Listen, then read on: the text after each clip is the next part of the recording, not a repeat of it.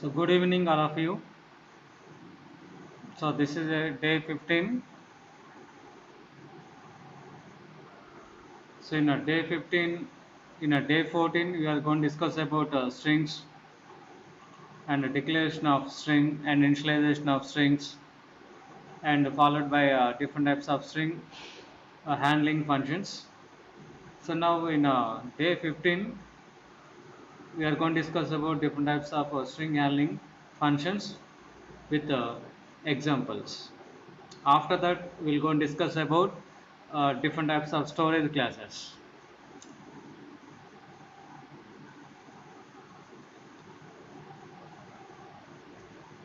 So in day 14, we are going to discuss about different types of string library functions, like a string upper, string lower, string length, string reverse, string copy, and a string comparison, and a string concatenation. So these are the different types of string predefined library functions. Now let us implement these uh, different types of library functions followed by examples. So this is an example for to find the length of a given string. So if you want to develop a length of a given string, so first you can declare the header file string.h header file.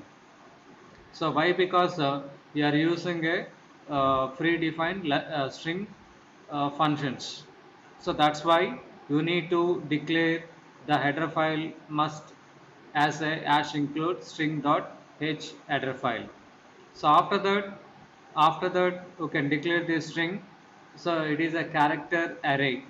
So it is a character array, and followed by the number of characters in the string will be 10 characters, and by using a printf function I'm going to display the message, that is enter the string, and by using a gets function or by using a scanner function you can get the string. So after that I'm going to print out the length of a given string will be %d comma followed by string length followed by str. So you can use a personal s, or you can use a strlen followed by str. So let us suppose, so I want to run this code. So in a turbo C++,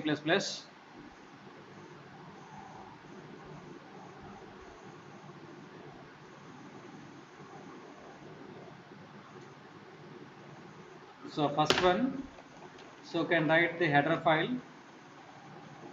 So string.h header file. So after that you can write stdio.h. So that is a standard input and output header file, and after that you can write a console input and output header file. So then you have to write the program will be start with the void main. So void main, and it will be, so this is a block. So in that block you have to write first you can declare the string. So the string size will be 10 and it is a character array, and after that you can use a printf function. You can write enter the string. So that means you have to read the string from the keyboard, so with help of this message. So after that you can use a gets function or scanner function. You can read the string from the keyboard, and after that you can print the length. So the length of a given string is, I'm using a %d here for find out a length of a given string, which will be as a number. So that's why I'm writing here %d, and followed by, so the predefined library function will be strlen and followed by string name. So after that you can close getch. So this is a code. Now you can execute the code. Before that you can compile the program.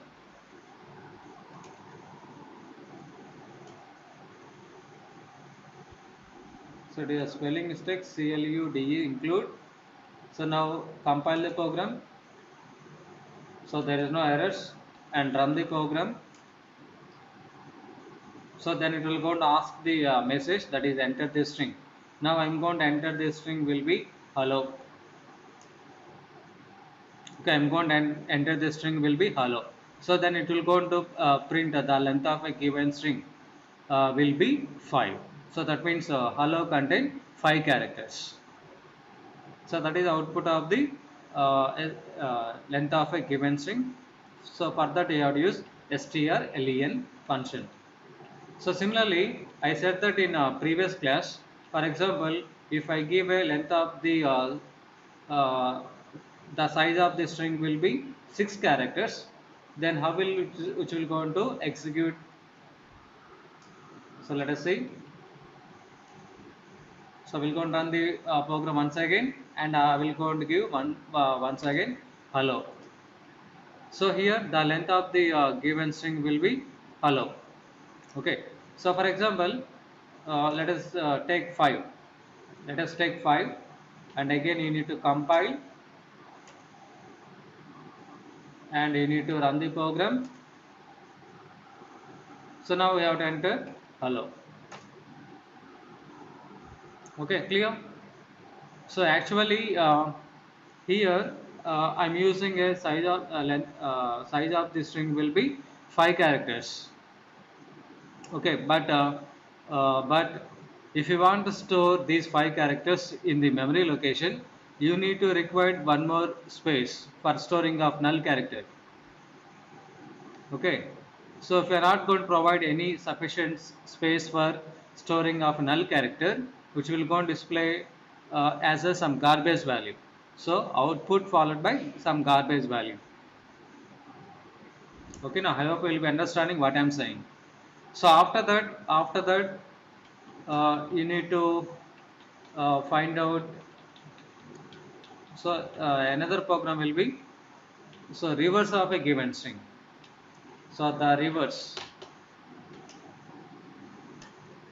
So the reverse of a given string is, so now in this time you have to take %s, and the predefined function will be strrev and followed by string. Now let us compile. There is no errors in the compilation time, and let us execute the program. So now enter the string, that is hello.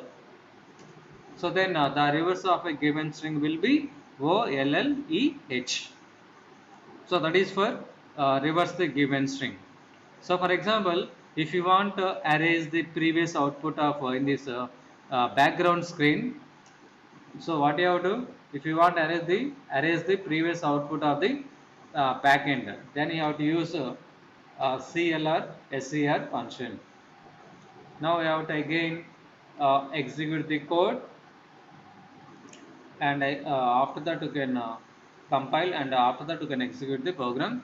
So now in this after applying a CLR SCR function, that is a clear the screen function, so now the previous output is going to erase, then it will be only current output which will go to display. So now it will be asking enter the string. So I'm going to enter this string will be hello. So then the reverse of a given string is OLLEH. So that is for reverse of a given string. And similarly, so I'm going to convert uppercase letters into lowercase. So then we'll write the message, the given or the string is. So the string is. So %s comma followed by strlwr function. So I'm going to convert this string into lowercase. So then you need to compile the program once again. There is no errors, and you need to compile execute the program. Now it will ask in the string. So in this time you have to enter as a capital letters. Okay, now clear? So you can enter the capital letters, capital letter string, then it will go and convert that string into lowercase letters. So similarly, if you want converted from uppercase letter, then you can use a function name strupr. So strupr, then again you need to compile the program. So there is no errors, and execute the run the program. Now you can enter in this time you have to enter lowercase letters. So now that lowercase letters will be going to converted into a uppercase letters. So this is an example for converting lowercase letters into uppercase. So next one is string copy. So for that you have to use strcpy and followed by uh, str1 comma str. So here for copying of two strings, so I'm going to take two strings. So that is str comma str1 and followed by size of the second string. So that means that first you can read the one string, and what are the string you are going to read from the keyboard. So that string will be copied into a new string, that is str1. So now I'm going to read the single string from the keyboard, and after that I'm going to copy. So the copied string is %s comma. You can use a predefined library function strcpy and followed by it is a existing string name. So it is a str. You are going to read the str from the keyboard. That value will be stored into the str1. So that means you can copy from right hand side to left hand side. Now let us compile the program. So there is no errors, and let us run the program. So now we have to enter the string will be hello. So now the copied string will be hello only. So that means that, so what are the string you are going to read from the keyboard, so that will be going to copied into a new string, that is str1. So with help of strcpy you can copy the given string into another string. So that is for you can use a string copy. And one more is called string concatenation. String concatenation. So if you want to perform string concatenation, so then you need to read two strings. So that means you can use a one more gets function, and you can read the another string. I hope you will be understanding what I am saying. So if you want join two strings, then you have to read two strings from the keyboard. So then here I am using a gets function, or I am using a scanner function. I am going to read the two strings. So in this example, I am using a gets followed by str and gets followed by str1. So after that, so my message will be the concatenation string is followed by string cat followed by str1 comma str. Okay, clear? So what are the strings I am going to read from the keyboard? That string will be going to join. So let us compile. There is no errors, and execute the code. So now we have to enter two strings. So one string is I will be entered as a Ravi, and it will be waiting for another string, so that is equal to Kumar. Okay, clear? So my concatenation string will be Kumar Ravi. So if you get proper, so can write str1, and here you have to write str. Then again you need to compile and execute the code. Now you have to enter the first string will be Ravi, and the second string will be Kumar. Now the output will be Ravi Kumar. So that means for concatenating for joining of two strings, so you have to use strcat function. strcat function. So these are the different types of predefined string library functions. I hope you will be understanding what I am saying. So here you have to use just built-in function, so that it will going to convert it. It will going to perform a particular task. So here you are using strcat and followed by string names, but you don't know what is the logic inside of strcat. Then you don't know how the string will be going to concatenate it. with help of a strcat built-in function. So the logic will be already built in the function itself, so the user cannot able to understand the logic. So that's why it will be called as a predefined library functions. So whereas in a user defined function, so the user can able to develop the function according to their requirements. So that's why the user can able to understand the logic of the concatenation function or string copy, length of a given string, and so on. So whereas with help of a predefined library function, you are not going to unable to understand how it will going to find out the length of a given string, or how the string will be reverse the given string. You don't know the logic if you are using a predefined library functions. So whereas if you are using a user defined function, so the user can write the logic of the program. So that's why the user can easily understand the logic of the program. So user defined means that without using a predefined functions, they will go to implement the program. So here I'm going to write one more program. So I'm going to write the user defined function. So that's why I deleted a header file, string.h header file.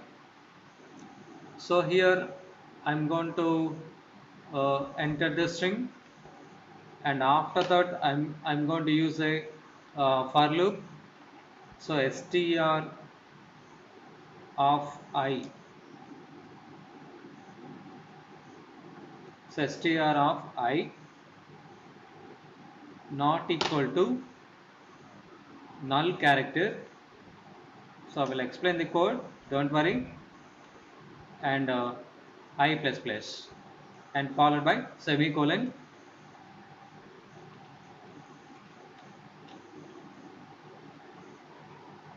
So now I'm writing here the length. So I'm going to write the user defined function. The length of a string is followed by, I'm using a personality.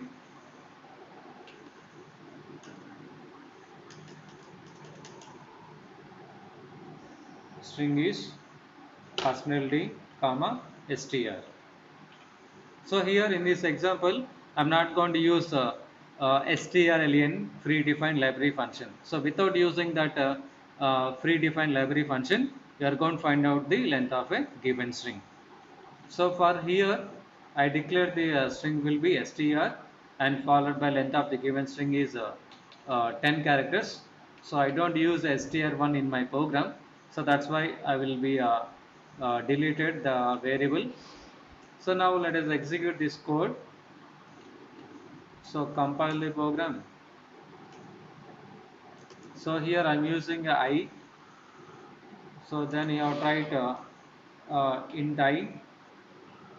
So let us compile the program once again. So there is no errors, and run the program. So now it will asking enter the string. Now I will provide hello, enter.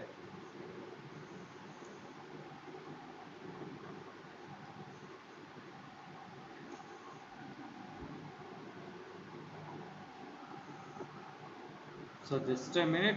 So this is a code here. So I need to display.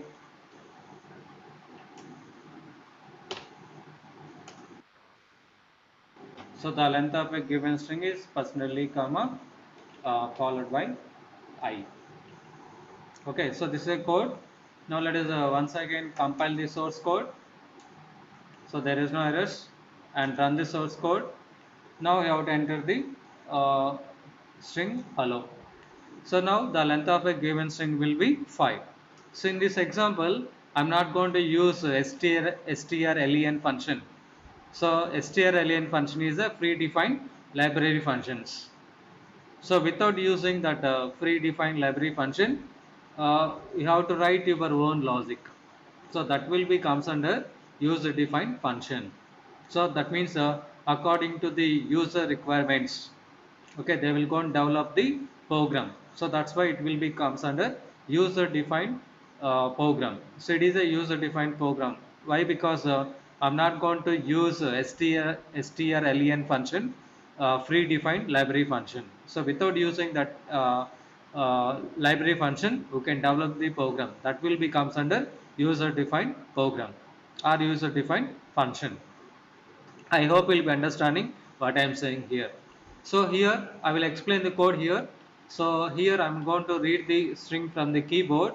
So after that I am going to store the entire string into the index number 0 onwards. So why? Because it is a character array.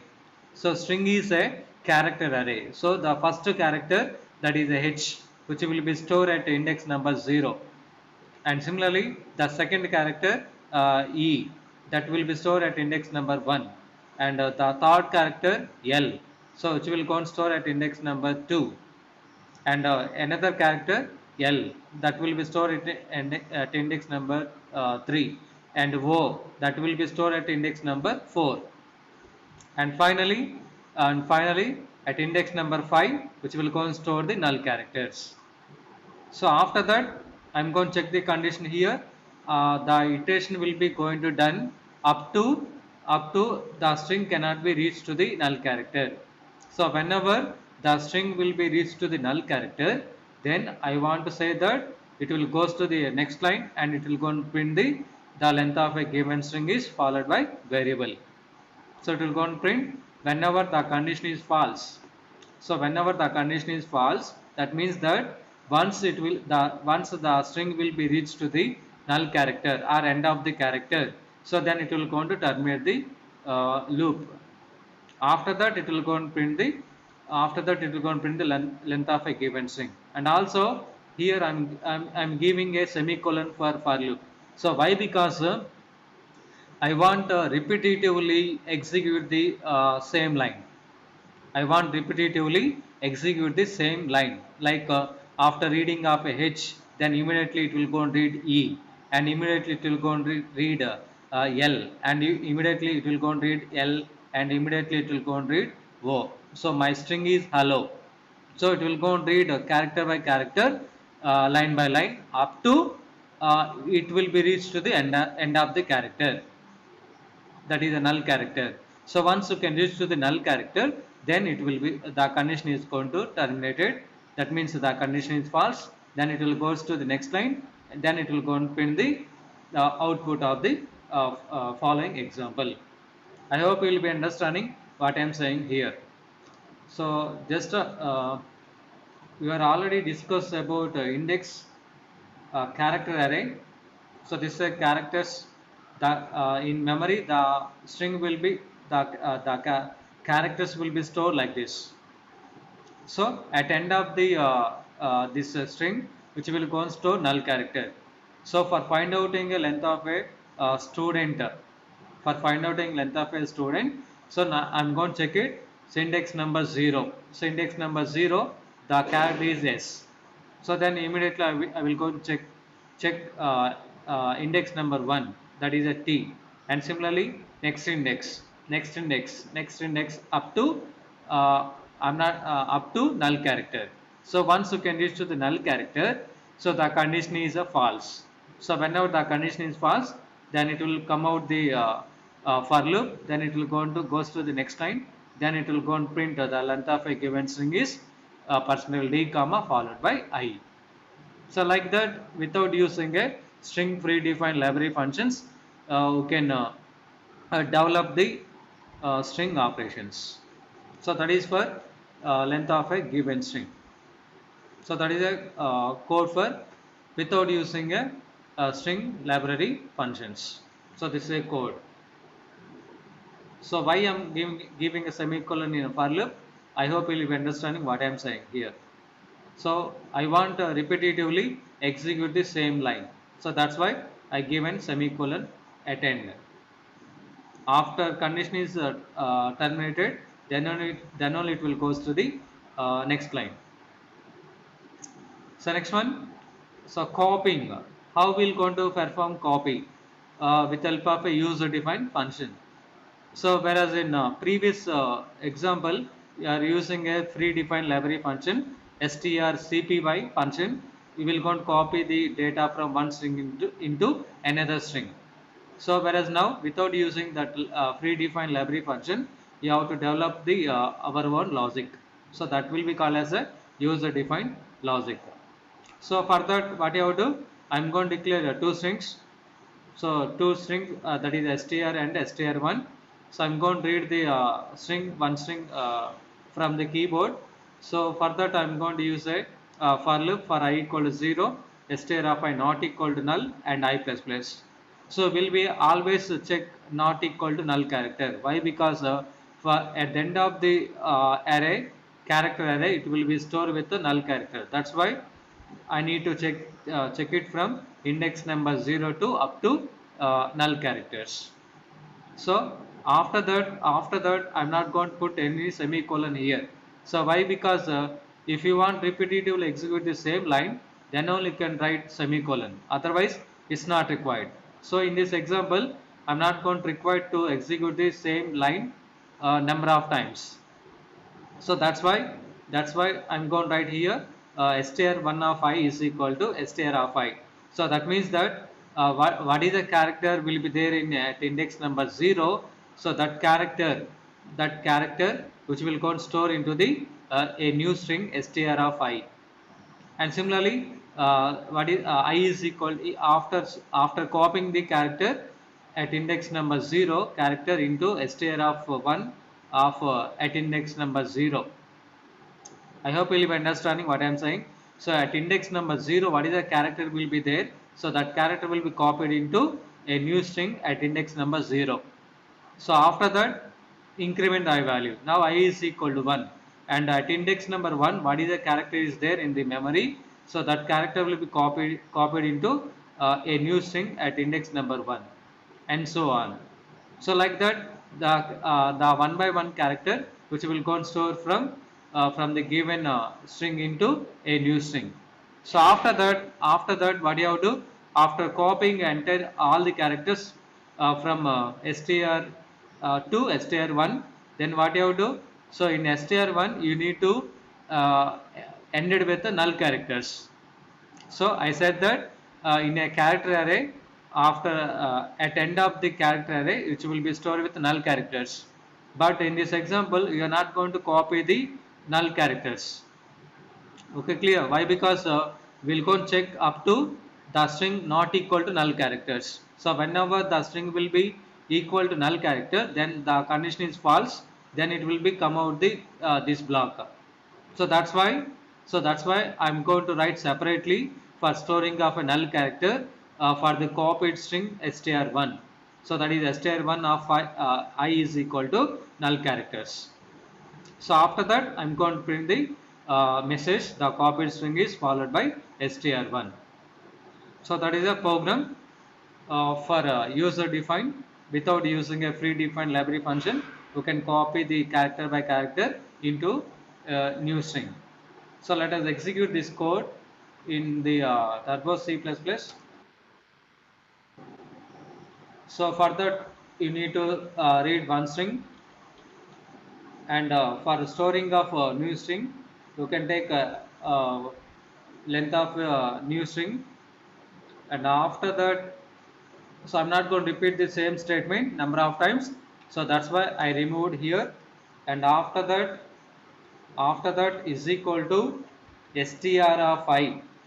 So that is the existing string, so that will be copied into a new string str1 and followed by I hope you will be understanding, and followed by close the block of statements. So what are the characters are there in the str, that all characters which will go and store into the copied into str1. So after that, what you have to do? So you are not going to copy the null character at end. Why? Because the condition is going to repetitively executed until the condition will become as a false. When it will be false, so whenever the string will be reached to the null character, so at the time the condition is false. So that's why it cannot be copied the null character. Only it will copy characters. Okay, now clear? So it will be copy only characters only. it cannot copy the null character. So that's why I'm going to write separately str of I is equal to null value. So I'm going to write this separately. Str of I, str of 1 followed by I is equal to null value. So is equal to null value and semicolon. And after that, I'm going to write a message, the copied string. So the copied string is followed by percentage s comma. So the entire resultant will be stored into the copied string, that is str1. So now let us execute the code. Let us compile the program.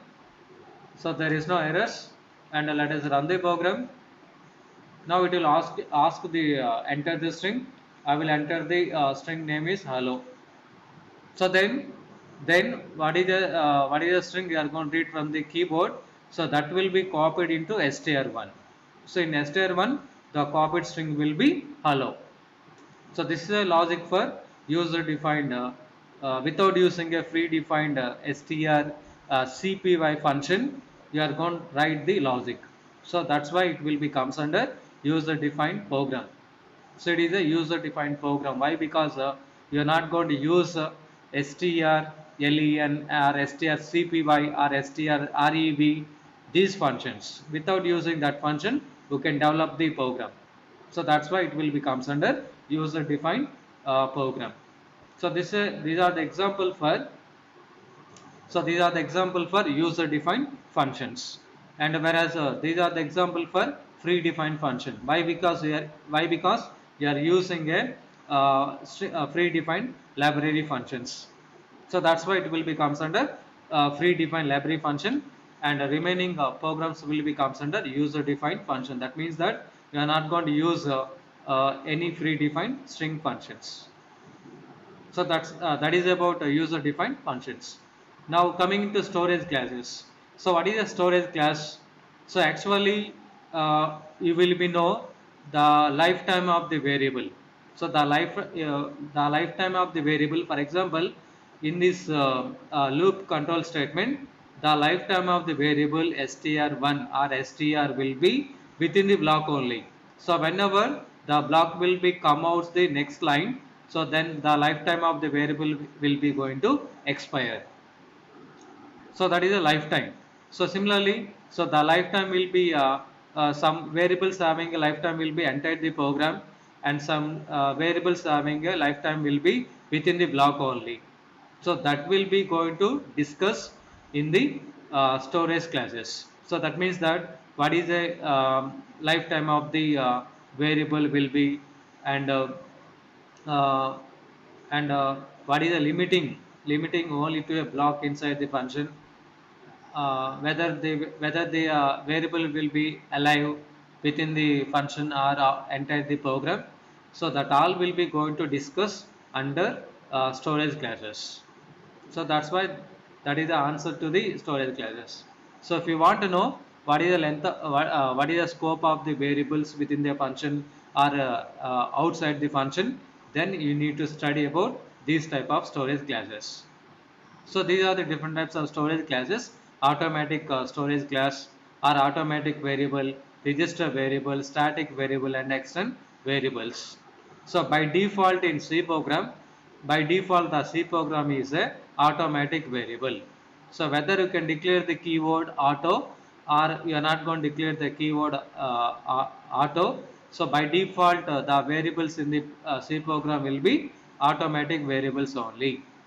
So if it is automatic variable, or if it is a register, or if it is a static, or if it is a external variables, then what is the keywords, or what is the lifetime of the these variables, that we will going to discuss in this storage classes.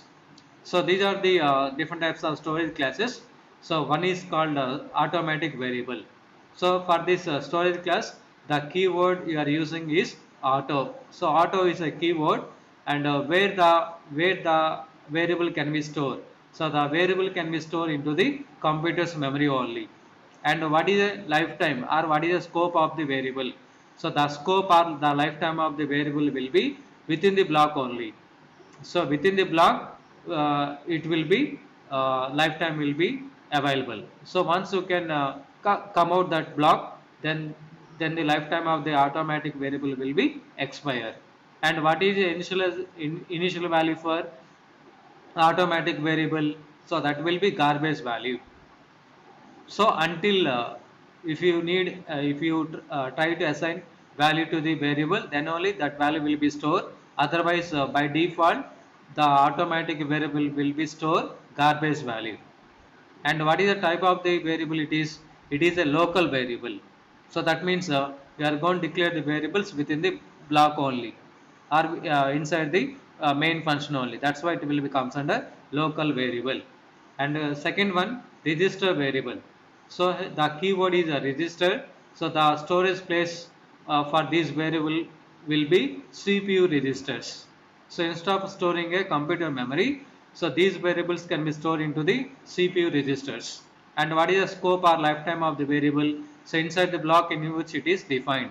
And what is the initial value for the register variable? It is a garbage value, and again it is also a local variable. And next third one is a static variable, and the keyword is a static, and the storage place will be the variables will be stored into the computer's memory only. And what is the scope of the variable? The scope of the variable will be persist between different function calls. So the scope will be between the different function calls. So after finish their function calls, it will going to expire. The lifetime will be going to expire. So but the scope of the static variables will be uh, persist between different function calls. And what is the initial value for static variable? It is a 0. So by default, the value will be assigned as a 0 value.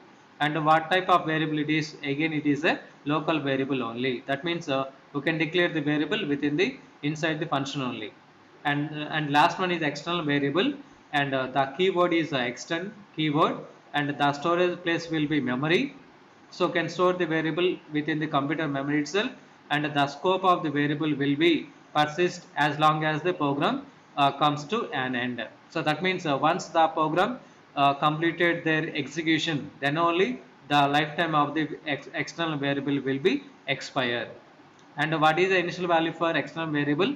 It is 0 by default. Whether you can assign the value or you cannot assign the value. So once you can declare a variable by default, which will go and store as a 0 value.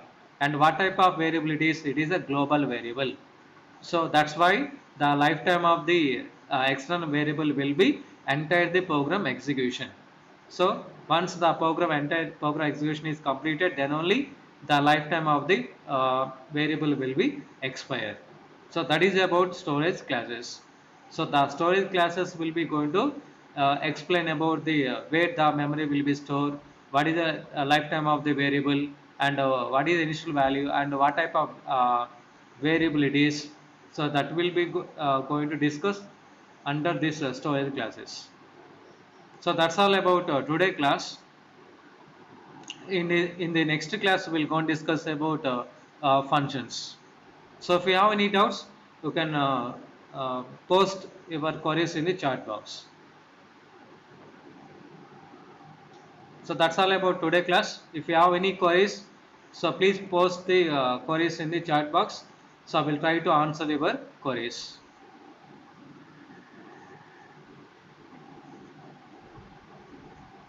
And if you don't have any doubts,